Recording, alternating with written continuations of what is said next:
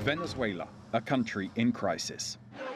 Millions have fled the economic collapse. The government and the opposition are at each other's throats.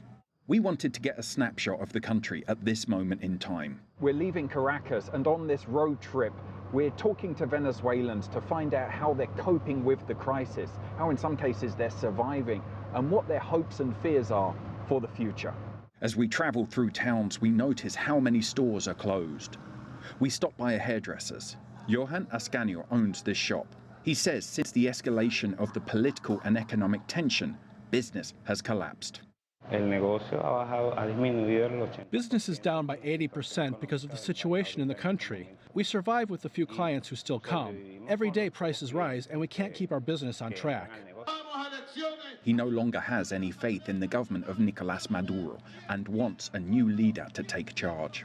He was preparing to close for the day when a client entered. Fatima Pimentel says many of her friends can't afford the beauty salon, needing to spend the money on what food there is. Still, a trip here can be therapeutic in stressful times. I used to come every week. Now it's gone down, only when necessary, or I have a social engagement. Today, I want to look beautiful. Driving through the country, you get the feeling that everyone is just trying to get by. Hyperinflation is strangling the economy. This is one of 3 bags of money I'm bringing along.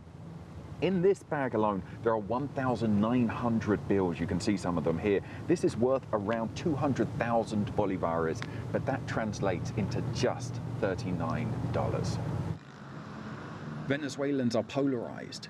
In the middle of the polarization, there are millions of so-called ninis, those not convinced by the government or the opposition. Janet Salazar is one of them. She and her husband have been cattle ranching for years, but with the meat market slowing down, they decided to invest in a coffee processing plant that had been shut down 5 years ago. She says that given the current challenges, Venezuelans have to constantly look for opportunities. This situation has led us to search for new ways to survive, to keep going, to produce. Life is about working. The business is going well, and they're processing more than a ton of coffee a week. She hopes to double that output in a year.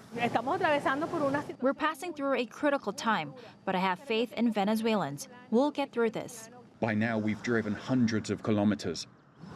To fill up this van, it costs less than 10 cents, a legacy of subsidized fuel prices amid tremendous oil resources. We return to Caracas. Food shortages have people trying to grow their own supplies. ORAILENE MACARRI started this urban farm for people in her neighborhood. Here she grows vegetables and raises animals and fish. She supported the late President Hugo Chavez and sees this urban farm as part of his legacy to feed poor Venezuelans and make the country more productive. My objective in this revolution is to continue fighting for a better world, a humanity with more tolerance. Venezuela is at a crossroads. The present situation is unsustainable, but what comes next is anyone's guess. Toby Muse, CGTN, Caracas, Venezuela.